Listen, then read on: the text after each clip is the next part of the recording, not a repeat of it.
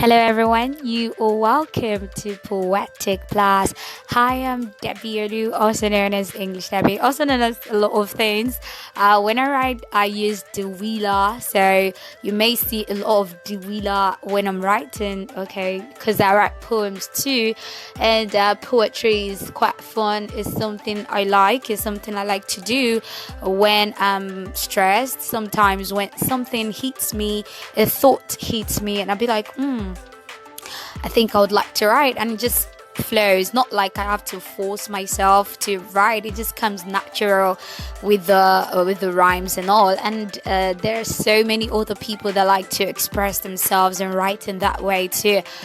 Kudos to you guys all over the world, and you're welcome once again to Poetic Plus. Tonight we are going to be picking up random. I'm picking random different poems, and so it may be in love, it may be in I don't know, relationship, life. Generally, just look forward and feel free to comment in the comment box, like on the line that you kind of like, a line that you're interested in, or just want to express yourself too. Like, I think you should feel free tonight because it's going to be an amazing one.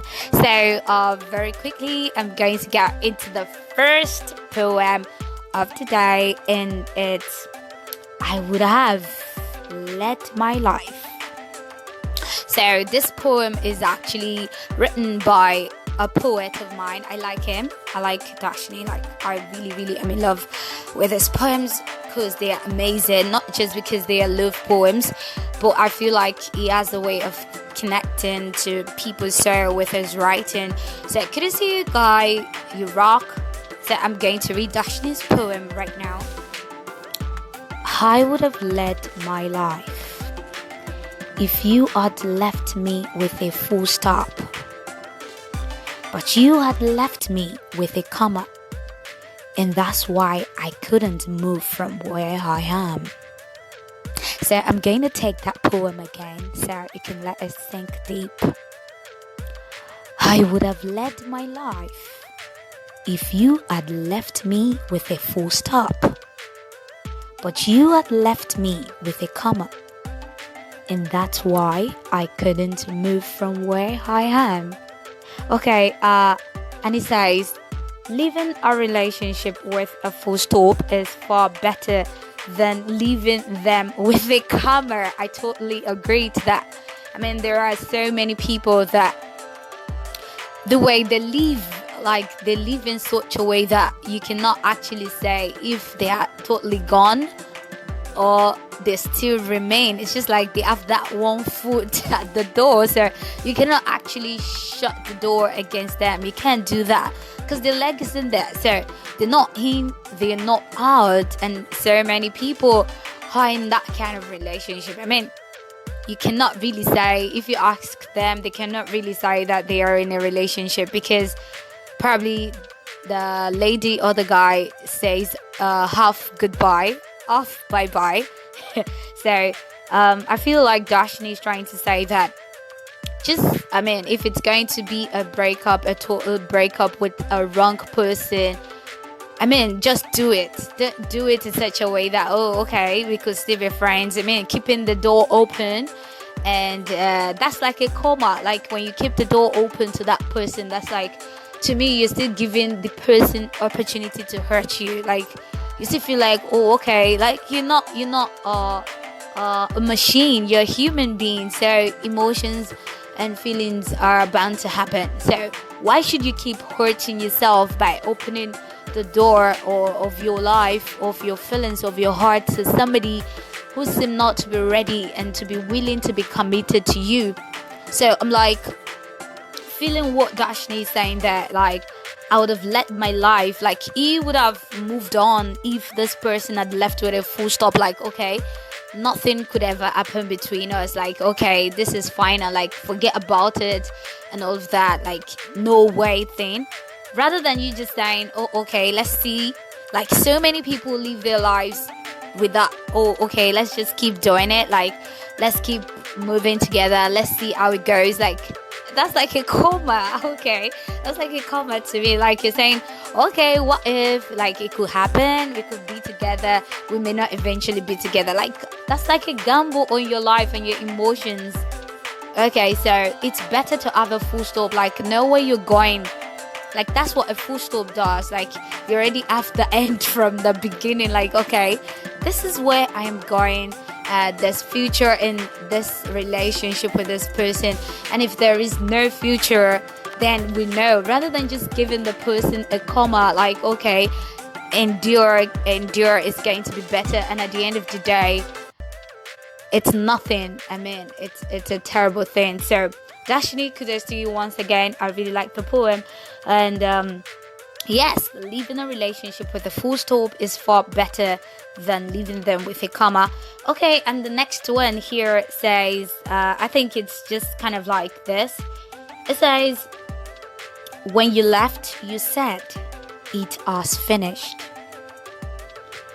I can't live with you anymore. But you returned and forgot what you had said. Do you think that I will forget these words? Okay, this poem is by Nesrine, and I'm going to go over it again. It says, when you left, you said, it has finished. I can't live with you anymore. But you returned and forgot what you had said. Do you think that I will forget these words?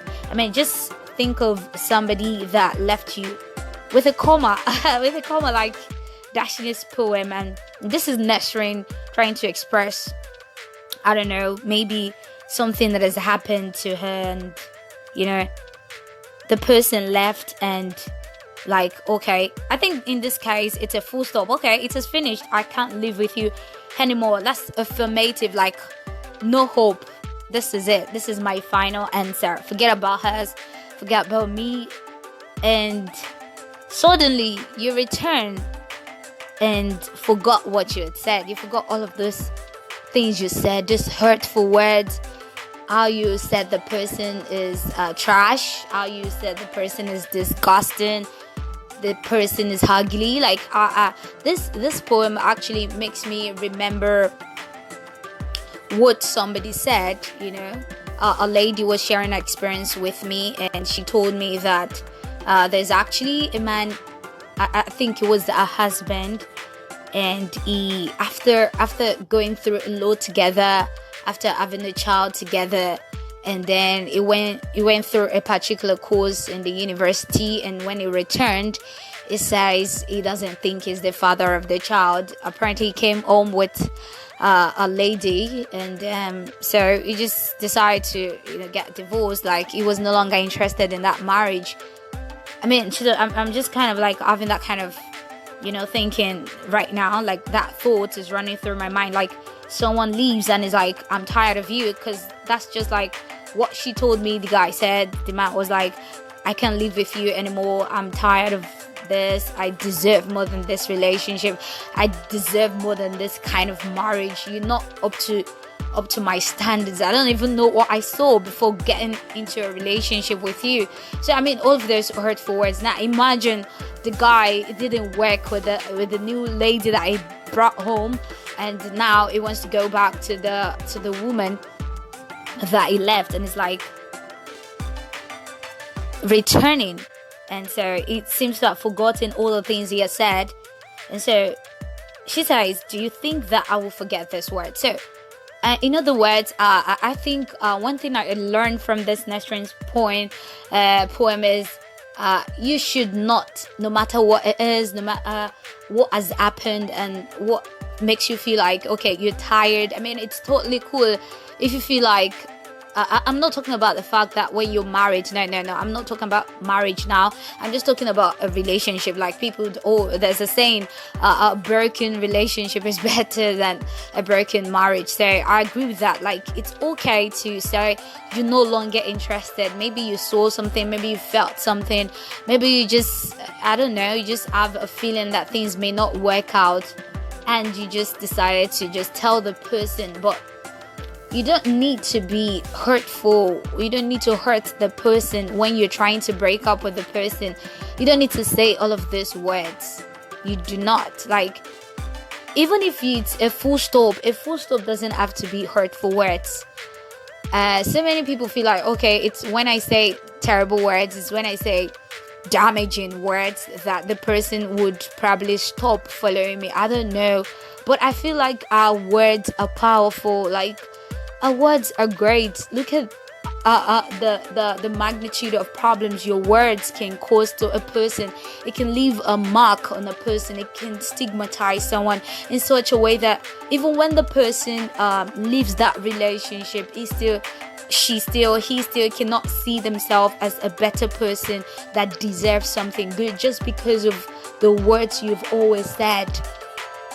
So you may want to come back, like, okay, maybe your eyes not opened and you like want to return, but the person might still have feelings. Maybe before the person could have considered, but each time the person thinks or remembers what you said, then it's difficult to give you that consideration. So I think that not just about our love life now, even looking at our relationship with people at the place of work, in your career, in your family, you need to be careful of the things you say, of the hurtful things you say. You will always need people, and that's why God has not created just you. God has created every one of us, because we all at one point in our lives going to need each other. So there is no point saying hurtful words because you want distance from somebody. So next one, that's a good one right there.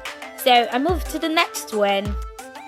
The third poem for today. Don't forget, we're going to 5 poems, and if you have comments, you just want to share what has happened to you that is relating to any one of these poems, feel free in the comment box. The next one is, look at this. When the person you run away to becomes the person you want to run away from.